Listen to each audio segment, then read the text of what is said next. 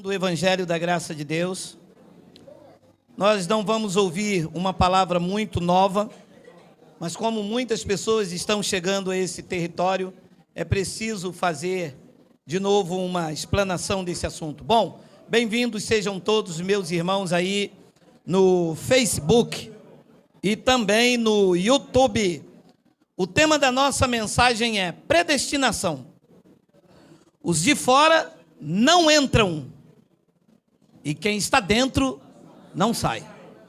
Eu vou repetir: predestinação. Os de fora não entram e quem está dentro não sai. Vamos ler Romanos, capítulo de número 8, versículo de número 29 e 30. Olha lá. Porquanto aos que de antemão conheceu, também os predestinou para serem conforme a imagem de seu Filho, a fim de que ele, o Filho, seja o primogênito entre muitos irmãos. 30. E aos que predestinou, a esses também chamou. E aos que chamou, a esses também justificou. E aos que justificou, a esses também ele glorificou. Vamos fazer uma breve confissão. Senhor e Cristo, eu te louvo, te exalto e te glorifico, porque tu concede a nós, meros mortais na carne, a fazer uso de uma porção da tua santa palavra. Esta palavra que é viva, ela é eficaz e ela é mais penetrante do que qualquer espada afiada de dois gumes. Esta manhã, empurra essa espada um pouco mais nesse sistema doutrinal, e que a tua graça seja exaltada. Me use, porque eu vou usar a tua palavra. E todo o povo aqui pelo YouTube reunido digam amém. Amém. Predestinação. O terror dos pastores. Esta palavra é odiada pelo sistema religioso porque ela tira a autoridade dos pastores. Então, quando no sistema religioso você diz, eu sou predestinado, ele diz, isso é uma predestinação fatalista. Deus não pode predestinar um para a perdição e o outro para a salvação. Deus não pode o quê, meu amado? Deus pode fazer o que Ele quiser. Tudo o que Ele quiser, Ele faz.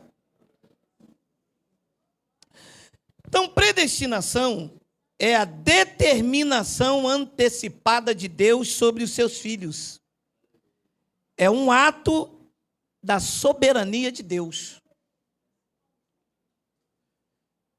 Olha o que disse Isaías 46, versículo 9, eu vou ler até o 11. Lembrai-vos das coisas passadas da antiguidade, que eu sou Deus e há mais dois. Não há outro.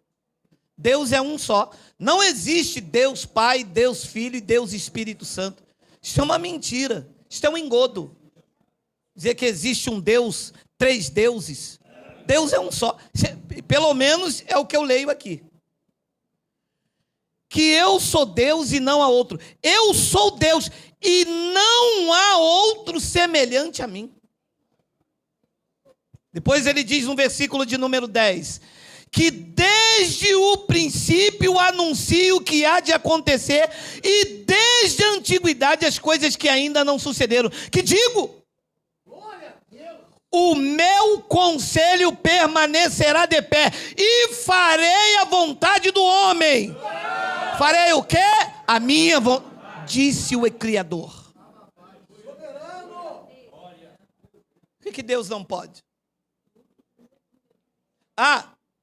E diz que ele, desde o princípio, anuncia o que vai acontecer. Meu amado, você está aqui hoje, para mim, é uma novidade. Mas quando ele disse haja luz, ele sabia exatamente a cadeira que você ia sentar aqui. Mas só pode ter esse descanso quem conhece a graça de Deus. Porque a igreja age como se eles fossem pegar Deus de surpresa. Quem vai ser salvo hoje? Quem não vai? O que vai acontecer hoje? O que vai amanhã? Vamos lá, vamos ganhar. Você sabe, Deus conhece tudo, sabe tudinho. E vem, desde a antiguidade, as coisas que ainda não sucederam, que digo, o meu conselho permanecerá de pé e farei toda a minha vontade. Amados, sabe o que eu entendo com isso aqui? Que Deus não corre riscos. Ele conhece o fim da história. E no versículo 11 o profeta diz que chamam a ave de rapina desde o Oriente e de uma terra longínqua o homem do meu conselho. Eu achei lindo esta palavra. O homem do meu conselho. Eu disse, eu também o cumprirei, tomei este propósito e também o executarei. Quem é o homem que pode dizer, mas eu não quero que tu faça? Quem é o pastor que vai dizer que não pode fazer isso ou não pode fazer aquilo? Deus tem que ser visto por nós como um Deus soberano. A religião nos fez limitar Deus, colocar Deus na caixinha de fósforo, enquadrinhar o seu entendimento. A religião foi tão ousada que nos ensinou a fazer prova de Deus. Eu já entrei dentro do meu quarto para fazer prova de Deus. Que perversidade a vossa, disse o Espírito da Graça domingo passado, como se o Criador fosse igual à criatura. Como eu disse domingo passado, como se o carro fosse estudar um engenheiro mecânico. Que perversidade. Amados, Deus predestinou os seus. Isto é um ato da soberania dele. Disse Paulo aos Efésios que foi em amor que ele me predestinou. Então, Efésios capítulo 1, versículo 11, Paulo diz a palavra que choca o sistema religioso. Olha lá. Nele, em Cristo, deveria estar com N maiúsculo, mas tudo bem. Nele ali é Cristo. Digo, no qual também fomos feitos herança. Olha a palavra, predestinados segundo o propósito daquele que faz todas as coisas, conforme o conselho da sua vontade. Fomos predestinados ou não? Aqui está dizendo que foi. Ele me predestinou pedindo conselho ao pastor? Ou ele me predestinou segundo o conselho da sua vontade? Segundo o conselho da sua vontade. Ele se reuniu com ele mesmo e disse, você vai andar numa carne, determinado momento vai andar por um caminho escuro e escuso, mas não se perderá. O espírito que está aí dentro me pertence, está selado, é propriedade exclusiva minha.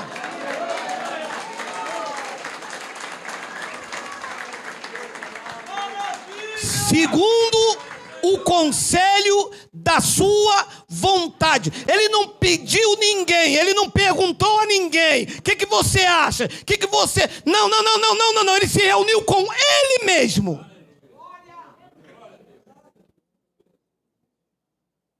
Pensado, calculado, desde a eternidade, anunciando o princípio. Quando ele disse, haja luz, tudo pronto, tudo preparado. Nada pode alterar o curso daquilo que Deus determinou para a tua vida. Você pode até andar por aqui, ele vem aqui e diz, Você vai por aqui achando que ele vem aqui, deixa você quebrar a cara, pular do pináculo do templo, se esborrachar toda, e você entende, entendi, não é por aqui, não é o que eu quero, são obras preparadas de antemão, é pela trajetória que o Pai tem pela minha vida, e então você começa a experimentar a boa, a perfeita e a agradável vontade do Pai, que Ele tem para cada um dos senhores que entendem que foi pelo conselho dEle.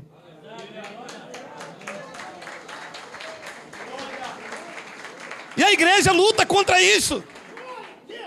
A igreja quer traçar os seus próprios caminhos. A igreja quer traçar o curso da sua membresia. Você tem chamado para ser evangelista. E você? Você dá muito dízimo? Você tem chamado para ser secretário. E você? E vai traçando caminhos que até parece ser de Deus, mas no fim são caminhos de morte. Foi por onde nós andávamos. Tristes, vazios, abatidos, buscava e não encontrava, porque não era caminho traçado por aquele que nos predestinou, segundo o conselho da sua vontade. Eu disse um abençoado, você estava lá no sistema, via pombagira todo dia, não via? Ele via. Hoje você vê, não, sumiu. Acabou a pombagira. Você via diabo em tudo quanto é lugar, não via? Via. Acabou o diabo. Porque hoje tu andas no caminho que ele traçou para você. Segundo o conselho da sua vontade. Tu não vê diabo, não vê pombagira. O que você vê é o conselho da vontade dele. A boa, a perfeita e agradável vontade de Deus sobre a vida dos eleitos.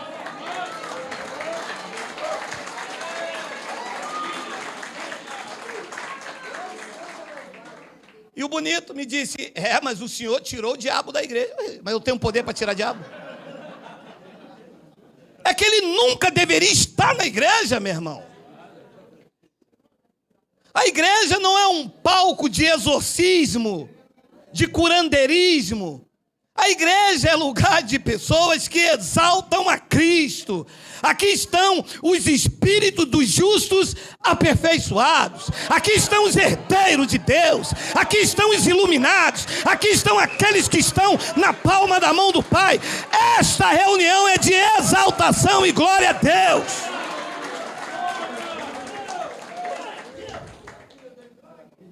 E o sistema lutava. Porque eu estou com luva de boxe. Mas não é de qualquer um boxeador, não é de Mike Tyson, é do Espírito Santo. Eu vou bater nesse sistema com a verdade, não é contra as pessoas, não é contra o pastor X, não é contra o pastor A. Nós não somos contra a reunião, nós não somos contra as vidas se reunirem, nós somos contra um sistema doutrinal. Não somos contra os pastores. Somos contra o sistema doutrinal, porque eles vão contra a soberania de Deus. Eles se insurgem contra Deus. É o homem que faz, é o pastor que ora, é o pastor que determina. É o copo d'água, é a fita, é a vela, é o puxa, prende, passa, chega. Disse Deus a Jeremias, no capítulo 1, no versículo 5. Antes que eu te formasse no ventre materno, eu te conheci. Diz isso lá. Não pode, ser sessão espírita, me disse um deles. Então é espiritismo. Não é espiritismo. É a soberania de Deus. Não era nem formado no ventre, Deus disse, eu te conheci. Se não era formado no ventre de carne e osso, conhecia como? Em espírito. Diz que antes que eu te formasse no ventre, eu te conheci. E antes que tu saísse da madre, te consagrei e te constituí profeta das nações. O homem não era nem nascido. Deus disse, tu és profeta. Aí entra para dentro da igreja e o pastor diz, tu não tem chamado. Mas como eu não tenho chamado, que antes mesmo de eu falar, Deus já disse que eu sou profeta. As coisas não acontecem aqui. As coisas não acontecem sobre a mão de um homem. As coisas não acontecem sobre uma placa. As coisas acontecem desde antes da fundação do mundo, pelo conselho da sua vontade. Deus quis, antes dele nascer, que ele já fosse profeta das nações. É muito poder. Poder poderia a mãe de Jeremias falar: não, meu filho não vai ser profeta, não. Meu filho vai ser vendedor de macarrão com peixe.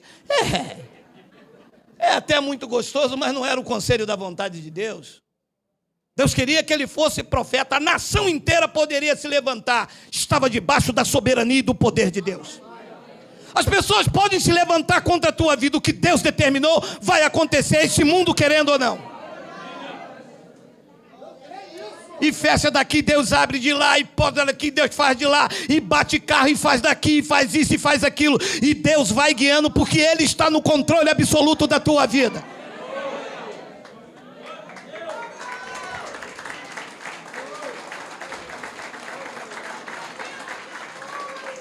No versículo de número 6, então lhe disse eu: ah, Senhor Deus, eis que eu não sei falar, porque eu não passo de uma criança. 7. Mas o Senhor me disse: não digas que não passo de uma criança, porque a todos em que eu te enviar, tu irás, e a tudo quanto eu mandar, tu falarás. As pessoas vão ver uma criança, o trono vai ver o poder de Deus na tua vida. O teu vizinho está vendo uma pessoa frágil, Deus está vendo um homem e uma mulher nesta manhã revestida de ousadia e de fé. É assim que o trono te vê. Você se vê incapaz, você se vê frágil, Deus te vê forte, mais do que vencedor. Deus te vê com foco, com ousadia, com determinação, porque em Cristo você pode todas as coisas, todas.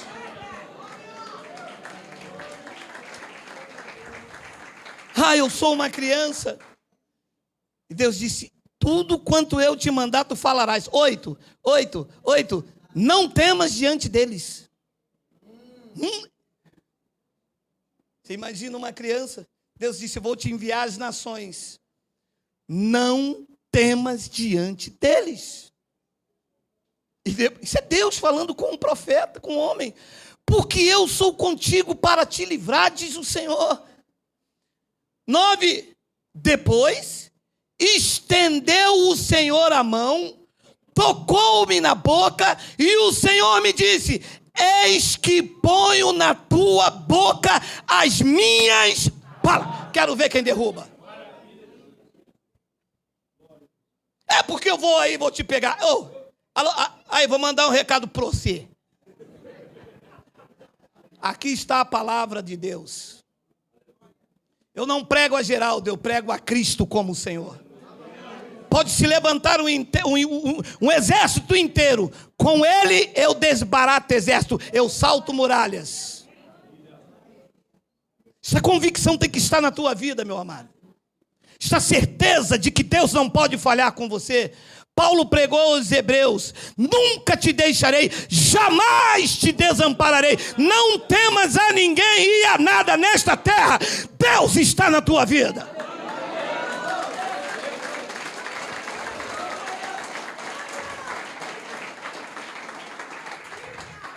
Eis que ponho na tua boca as minhas palavras. 10.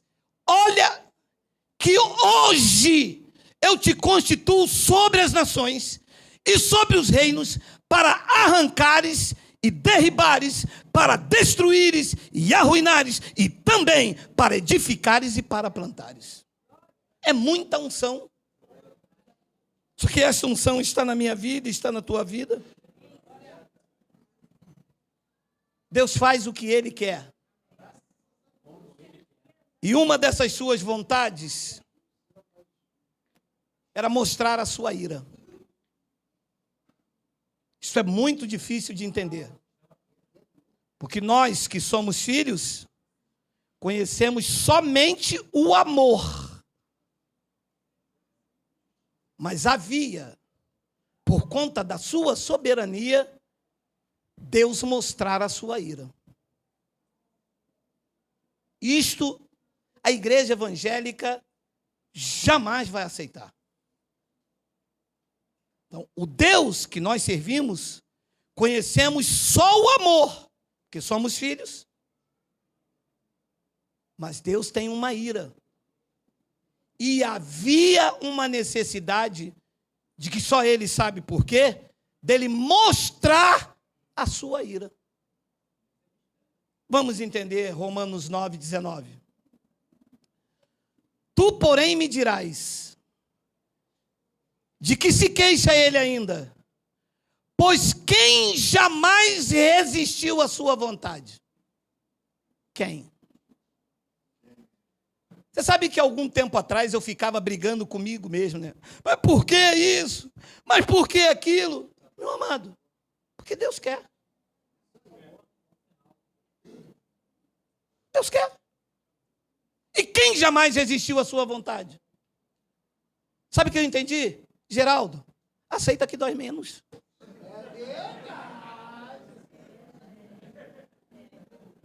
Ah, meu marido foi embora.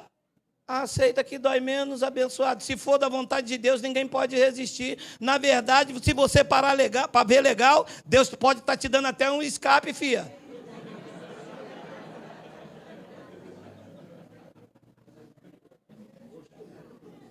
Quem jamais resistiu à sua vontade? Quando Deus quer, meu amado, não adianta. As pessoas lutam, existem pessoas que lutam contra Deus. Meu amado, Deus quer disciplinar. Não adianta, ele disse, não há um que possa fazer alguém escapar das minhas mãos. Às vezes a pessoa está na disciplina de Deus, você quer ir lá tirar ela.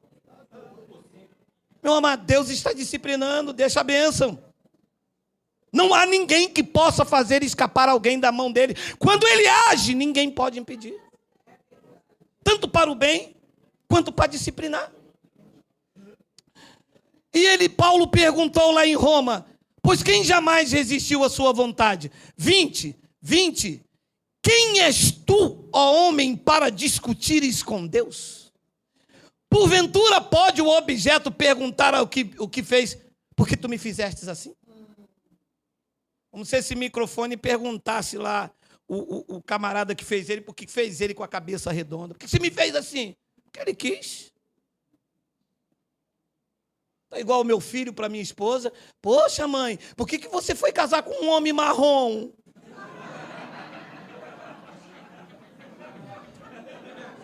Que quis, ué?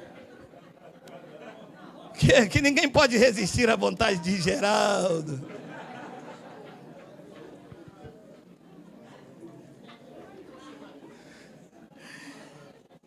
Pode, porventura, o objeto perguntar a quem o fez, por que tu me fizestes assim? Versículo 21. Começou a paulada. Ou não tem o oleiro direito sobre a massa, para do mesmo barro fazer um vaso para a honra e o outro para a desonra? Tem ou não tem? Tem.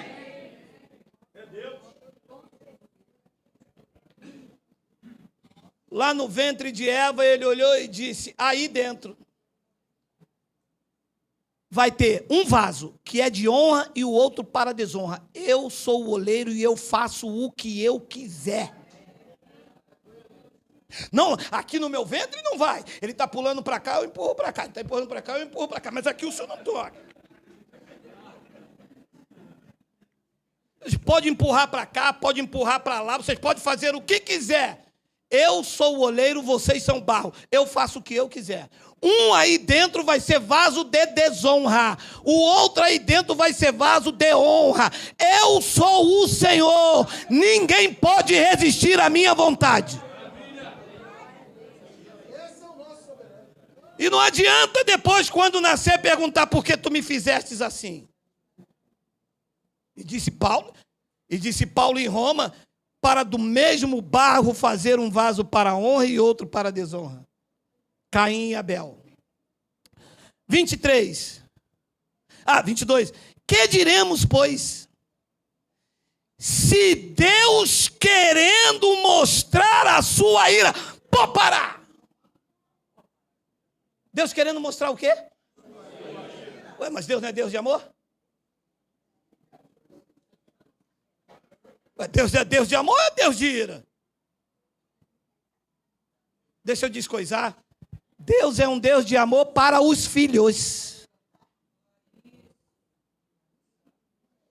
Mas diz a revelação que ele quis mostrar o outro lado dele, que é a ira.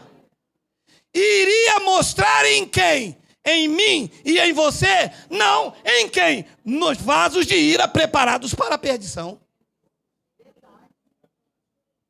Como ele tinha uma ira, e ele queria mostrar esta ira, ele permitiu que os filhos da perdição viessem a este mundo, para quando ele quisesse mostrar a ira, não mostrasse em Pedro, mostrasse em Judas.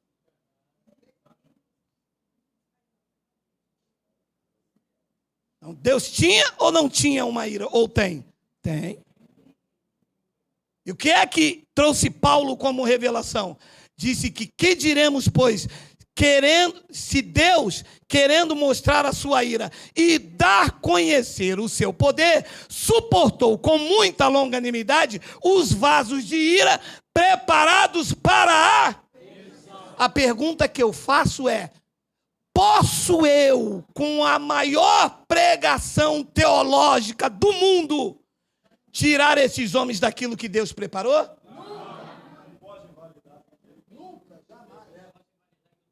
O que é que a igreja faz? Vamos converter todo mundo. O que o trono diz? Todo mundo vocês não convertem. Vocês vão converter os meus pela minha palavra. Os da ira estão preparados para a perdição. Não tem como desconverter eles. Estão preparados para a perdição. Quem é que fez? Diz que foi Deus. Para quê? Qual o propósito? Mostrar a ira dele. Provérbios capítulo 16, versículo de número 4. O Senhor fez todas as coisas para determinados fins, e até o perverso para o dia. E a calamidade seria para Geraldo? Seria para os senhores herdeiros dele? Então tem que ter uma calamidade. Essa calamidade é para quem? Para o perverso. Quem foi que fez o perverso? Diz que foi o Senhor. Tem como o perverso se tornar bom? Não. Existem pessoas que têm atitudes perversas, mas lá dentro elas são boas. Assim como existem pessoas que são boas, mas lá dentro ela é perversa, é diferente.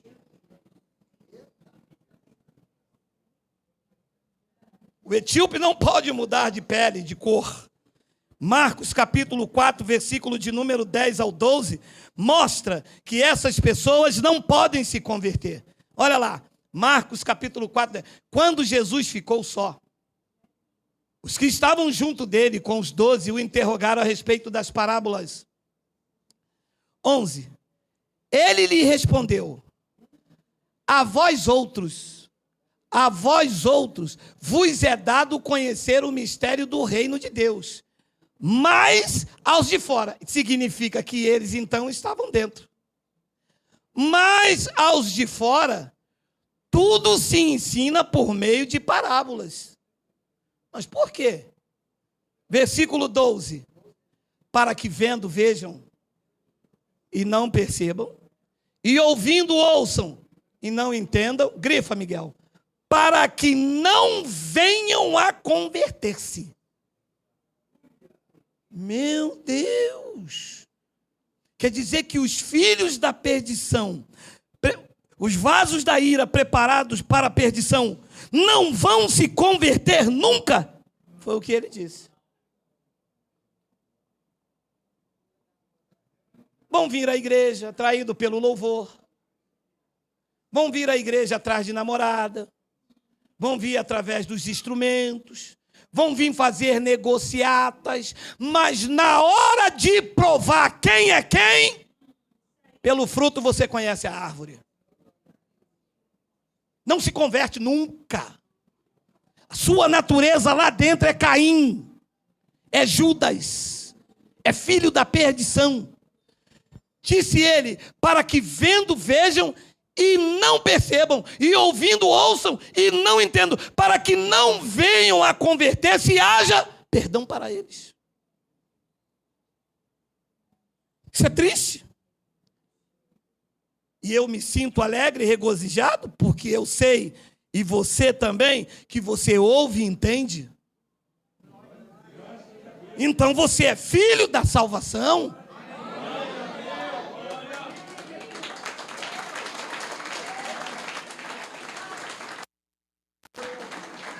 E o abençoado me disse: então, um homem que está preparado para a perdição, ele não pode se converter, mas nem que a vaca tussa.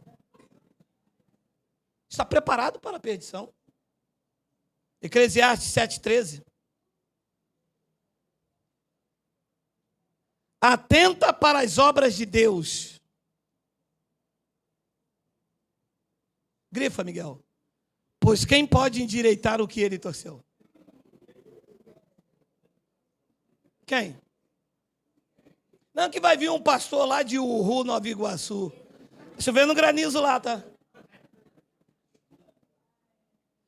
Ninguém pode endireitar o que Deus fez torto. Se é filho da perdição, pode até andar aqui no meio da salvação, mas vai morrer filho da perdição. Se é filho da salvação, pode até viver como filho da perdição, mas morre como salvo. Nasceu salvo, vive salvo e morrerá salvo. Não tem para onde correr, e este é um ato da soberania de Deus, e o ladrão no madeiro pôde experimentar isto.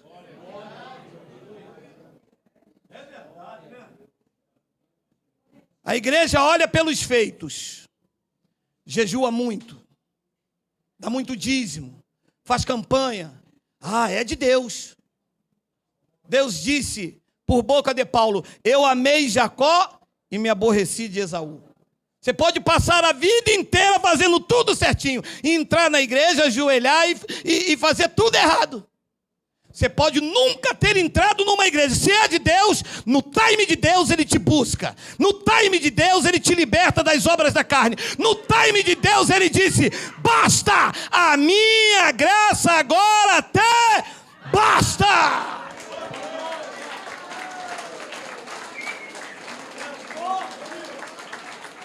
Há um time de Deus na vida do homem, meu amado. Há um time de Deus na vida de um homem que ele chega, é até aqui, é até hoje. Isso aconteceu comigo. Isso aconteceu com você. Qual foi a clínica de reabilitação que tu foi? Qual foi a sessão espírita que você foi? Em lugar nenhum, porque não existe clínica de libertação, não existe sessão espírita que pode trazer paz de espírito na vida de homem, se não for o agir sobrenatural do Espírito de Deus. É Ele que te guia, é Ele que te guarda, é Ele que te protege. Foi Ele que te libertou, te regenerou, te selou com o Santo Espírito e fez de você uma nova criatura. Quem recebe aí, diga glória!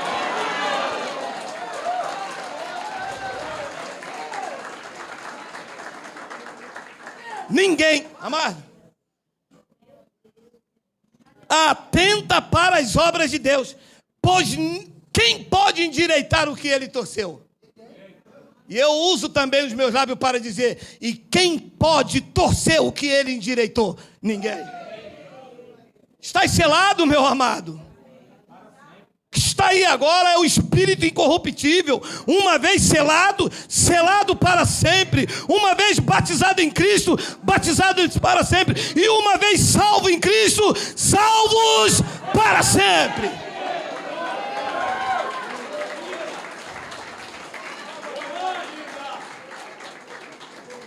Não tem mais para onde correr, meu amado. Quem está salvo, não se perde. E quem é filho da perdição está perdido, não se acha. Tudo perdido para eles. Salmos de número 58, versículo 3 e 4. Desviam-se os ímpios desde a sua concepção. Uia! Ô raça ruim.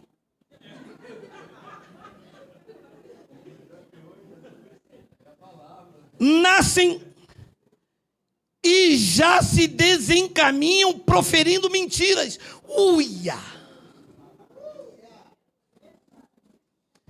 E você pode pegar o cabra, batizar nas águas, ele pode fazer jejum, ele pode subir um monte. Se a semente que está lá dentro for ruim, ele não se converte nunca, ele não entende nada, ele não vê nada, porque não existe perdão para ele.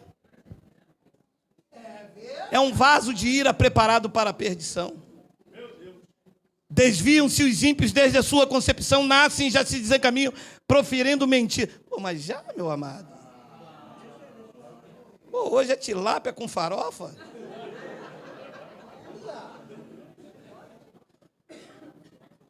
Tem olha eles. Tem peçonha semelhante à peçonha da serpente, são como a víbora surda que eles tapam os ouvidos. Eu disse, meu Deus. Mas por que eles tapam os ouvidos? Olha o que diz o 5. Para não ouvir a voz dos encantadores, dos pregadores da graça de Deus, do mais fascinante encantamento. Quer dizer que quando vem a mensagem da graça para libertar os eleitos, os peçonhentos, que causa comichão no ouvido. O filho da perdição gosta da chave. O filho da perdição diz, segura aí, Deus está me mostrando agora não sei o quê. Eles gostam disso. Mas quando vem um hábil encantador, quando vem alguém que profere palavras da graça de Deus, diz que tapa os ouvidos. Não vão se converter nunca. A mensagem do evangelho é para o eleito. É para aqueles que têm olhos iluminados. Podem estar em Israel, não adianta, só será salvo os eleitos. Disse Paulo em Romanos capítulo 9, versículo 27. Olha aí. Mas, relativamente a Israel, dele clama Isaías, ainda que o número dos filhos de Israel seja como a areia do mar, todos serão salvos. Quem? E o restante? Filhos da ira preparado para a perdição. Quem aqui é um remanescente? Diga amém! Amém! Vê lá, hein? Quando eu pregar daqui a pouco tampar o ouvido, eu sei que tu não és, hein? Não, mas pode... Ui, mas essa palavra aqui é forte, hein? Estava escondida aqui. Mas relativamente a Israel, dele clama o profeta Isaías, ainda que o número dos filhos de Israel pode ser como a areia do mar, só o remanescente é que será salvo. Aonde estão os salvos? Digam amém!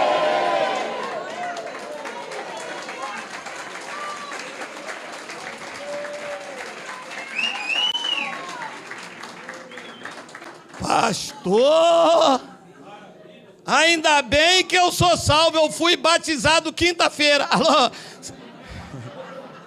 Alô? Salvação é pela graça. Batismo não salva, batismo não tira nem caraca. Não adianta. Pode fazer jejum, pode fazer campanha, pode dar todo o seu dinheiro. Se não és um remanescente, não és um salvo. E é uma expressão em Paulo que eles usam para contradizer essas verdades. Está em Tito, capítulo 2, versículo 11. Atente para esse versículo. Porquanto a graça de Deus se manifestou salvadora a todos os homens. Todos quem? Todos os eleitos. Todos os eleitos, esta graça se manifesta salvadora. Por quê? Porque os de fora ouvem e não entendem. Os filhos da perdição já desencaminham na sua concepção, na sua madre. Então, esta graça que se manifesta salvadora a todos os homens, são todos o que ele escolheu. Do que ele escolheu, ninguém se perderá. Não se perderá nenhum. João 17:12. Quando eu estava com eles, guardava-os no teu nome que me desse, e protegi-os. Nenhum deles se perdeu, exceto filho da perdição se perde. Mas os filhos não. Nenhum. Se pisar fora da estrada, ele vai atrás até encontrar. Há uns aqui, ele encontrou na Umbanda. Alguns, ele encontrou na prostituição, na escola de samba. Outros aqui, ele encontrou na porta do bar. Alguns aqui eram viciados em droga, enxertava. A mim, ele encontrou dentro de um presídio, num calabouço. Morto em vida, fétido, sem voz, sem vida, sem razão. Não conhecia, não sabia quem ele era. Jamais tinha ouvido teu nome. Mas um dia, depois de me enxertar a noite toda de drogas, eu amanheci no fundo de uma cela. No verão, escaldante como o deserto no Saara. No inverno, gelada como as geleiras da Antártida, sem vida, sem força, sem voz para gritar. Eu sussurrei algumas palavras e eu ouvi a voz do Espírito a me dizer: Geraldo, sai para fora!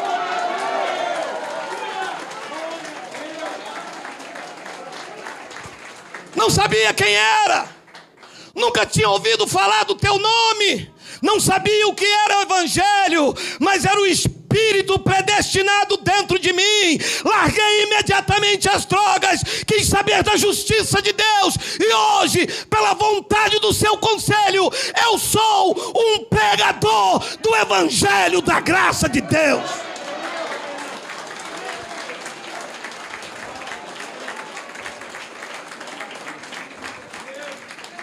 Ele foi atrás de mim até me encontrar. Marcas de balas. De uma vez só eu levei 4 tiros. Fiquei estirado no meio da rua. Há 30 anos atrás não havia Uber, não havia UPA, não havia os grandes hospitais, não havia socorro nem telefone celular. Todas as pessoas dizendo: está morto numa poça de sangue. Mas o trono disse: está começando o meu agir num vaso de honra.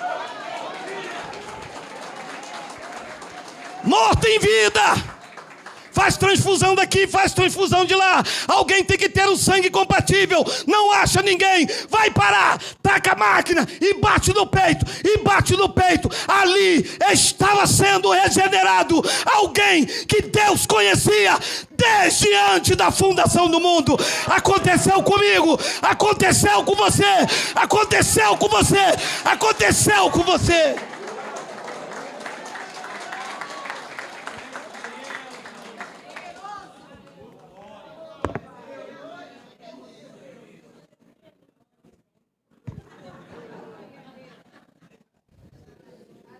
Se for dele, ele busca.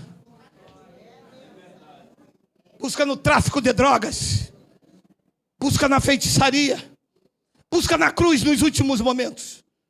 Se for dele, ele vai na prostituição.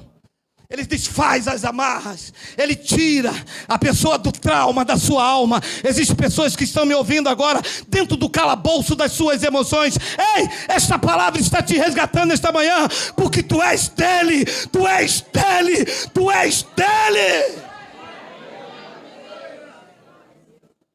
Foi assim com você? Tu te lembras? Tu te lembras quando ele te achou? Ninguém dava nada por você. Uns aqui foram abandonados pela família. Disseram: você não tem mais jeito. Bêbado, sofrido, desempregado, um trapo. Esta era a minha vida. Todos os dias pela manhã eu olho para o espelho e digo: Senhor, não há poder além de ti. Este homem no espelho é testemunha do que tu és capaz de fazer. Eu era um homem que ninguém queria perto. Ninguém me amava. Ninguém me queria. Ninguém acreditava em mim. Nem eu mesmo. Desiludido da vida. Sem força para caminhar. Sem força para viver. Negro num país racista, sem profissão e semi-analfabeto. Mas o Deus que vivifica os mortos e chama a existência, fez esta obra maravilhosa na minha vida, que eu acredito que fez na tua também, e vai fazer em todos aqueles que pertencem a Ele.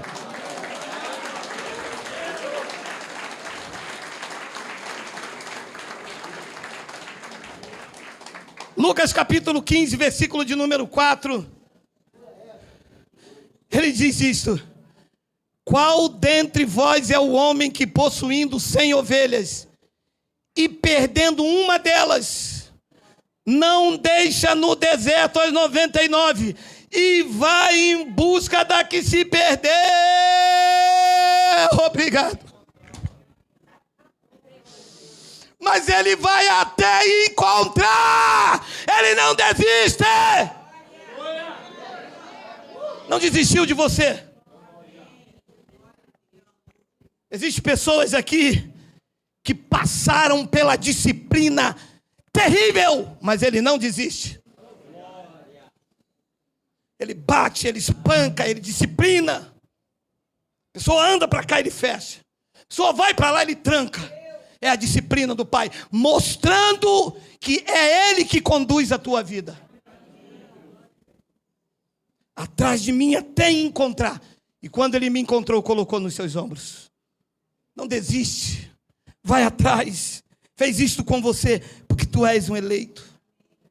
Ainda que estava na sarjeta, no fundo do poço, viciado em drogas, eu, corpo marcado de balas, cheirando, injetando, ainda assim, pode ser no lugar mais escuro e tenebroso, aonde estiver um eleito, ele vai buscar.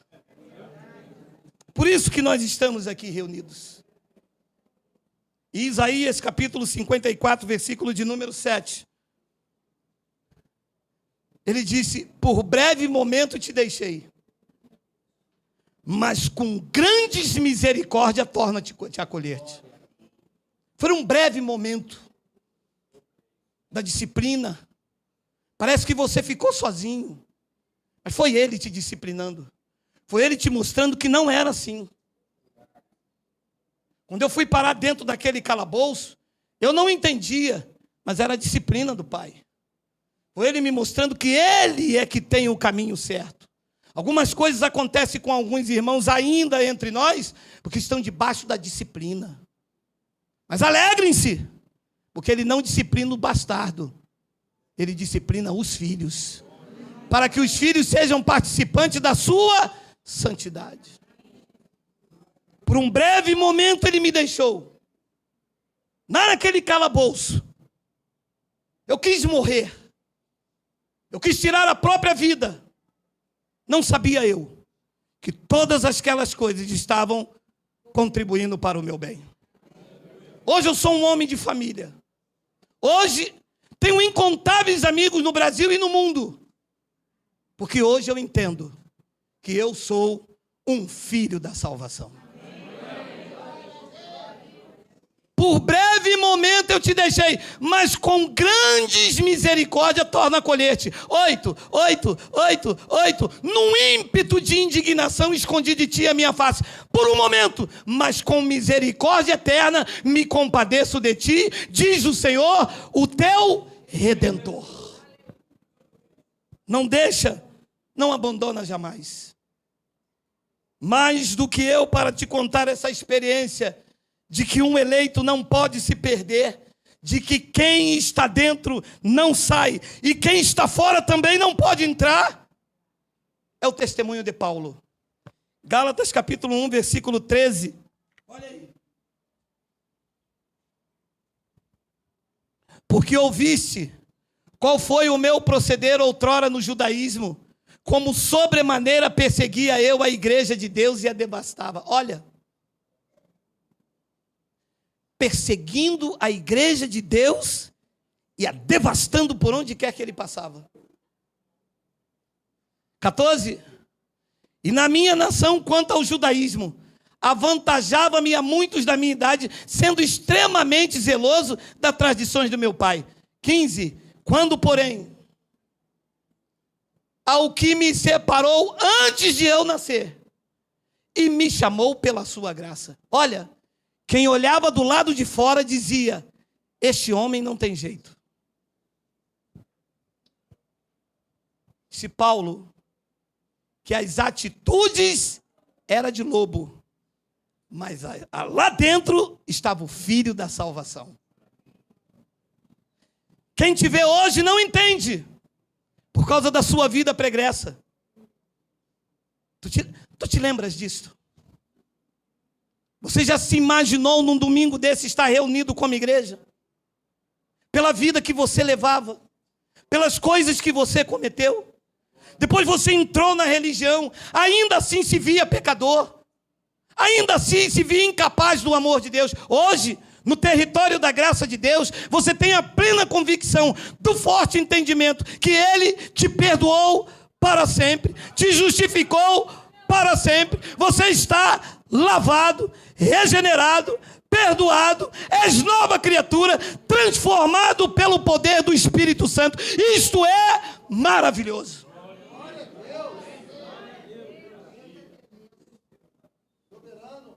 As atitudes eram de filho da perdição, mas lá dentro ele era da salvação. Algumas atitudes de algumas pessoas até parece ser da salvação, mas lá dentro ela não consegue amar, perdoar, estender as mãos, andar 2 milhas. Sabe por quê? Porque essa é uma característica de quem é filho. O Filho de Deus, ele tem um selo de autenticidade. Ele não consegue guardar mágoa. Ele não consegue guardar rancor. Ele é até injustiçado, mas por causa da semente incorruptível no seu espírito, ele apanha numa face e dá outra. Ele anda 1 milha, se precisar, ele anda 2 e a eternidade, porque ele é filho, ele tem um selo de autenticidade. O Senhor conhece os que são seus, tendo este selo, ele se aparta da injustiça. Quando, porém, o que me separou antes de nascer e me chamou pela sua graça, aprouve revelar seu Filho em mim, para que eu pregasse entre os gentios, disse Paulo, sem detença, eu não consultei carne e sangue. 17, nem subi a Jerusalém para os que já eram apóstolos de mim, mas eu parti para as regiões da Arábia e voltei outra vez para Damasco. Sabe o que quer dizer isso aqui? Paulo disse, nova criatura, um novo encontro, um novo mover, eu vou zerar tudo, eu vou começar do zero, eu vou deixar as coisas que para trás ficam e vou seguir para que estão adiante de mim. Eu vou olhar para o autor e o consumador da minha fé. Foi o que ele fez, foi o que eu fiz, foi o que nós estamos fazendo.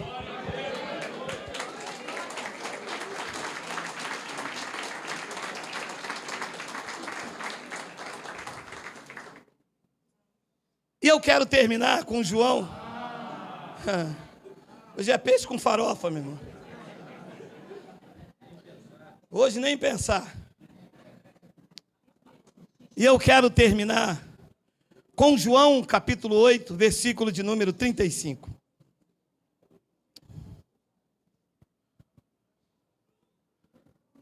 O escravo não fica sempre na casa. O filho, sim, para sempre.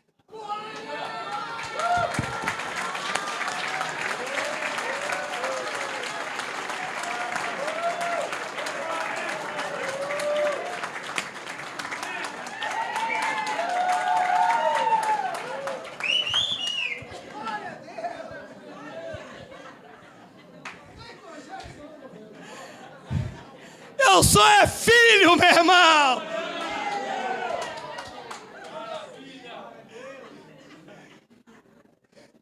Tem hora que o pau quebra e eu grito, papai! Ele diz, tu é filho, eu posso bater. Eu não vou bater no filho do outro, no bastardo, mas em você, gira. Eu sou filho, meu irmão.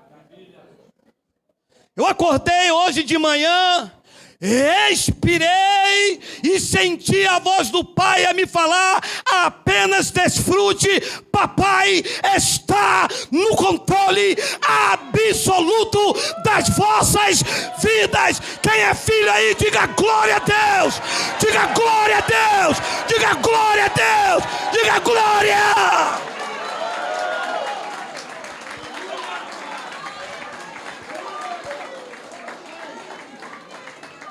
Eu sou filho.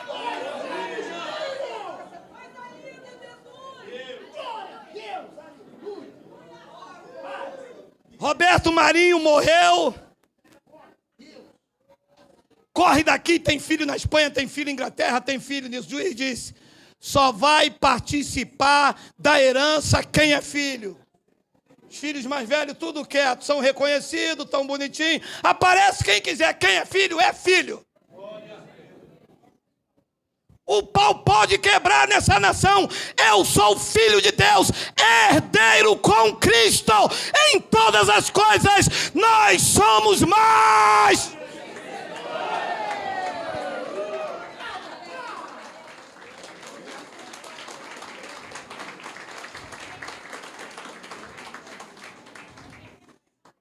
E eu recebi aqui agora uma ligação que a farofa vai atrasar.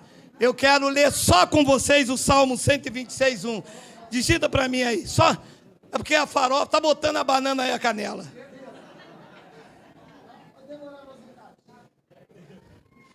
Quando o Senhor restaurou a sorte de Sião, ficamos como quem sonha. 2. Então, a nossa boca se encheu de riso, e a nossa língua de júbilo. Então, entre as nações se dizia, grande coisa o Senhor tem feito por eles. Hoje eu posso dizer isso. A minha boca está cheia de riso. O peso saiu, o fardo saiu. Eu não vejo mais Deus como um pai carrasco. Eu não vejo mais Deus soltando a mão. Não há mais os sacrifícios, o pagar lá da cá, pagar o preço, aquela coisa de medo. Hoje, Ele colocou nos meus lábios um novo cântico, um hino de gratidão a Deus.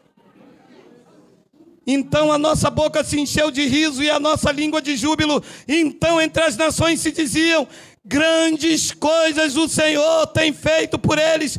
3. Com efeito, grandes coisas fez o Senhor por nós, por isso estamos. Amém. Aquele que está feliz, diga amém. Amém. Aquele que está feliz, diga aleluia, sim. Com Jesus no condução é tudo muito bom. Com Jesus na condução tudo é muito bom. Jesus é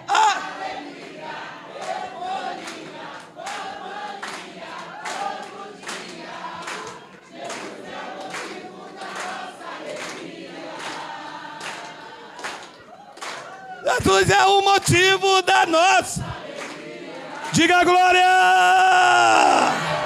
Quem é filho aí, diga glória a Deus. Quem está alegre aí, diga Abba, Pai. Vamos dar um lindo aplauso ao nosso Pai.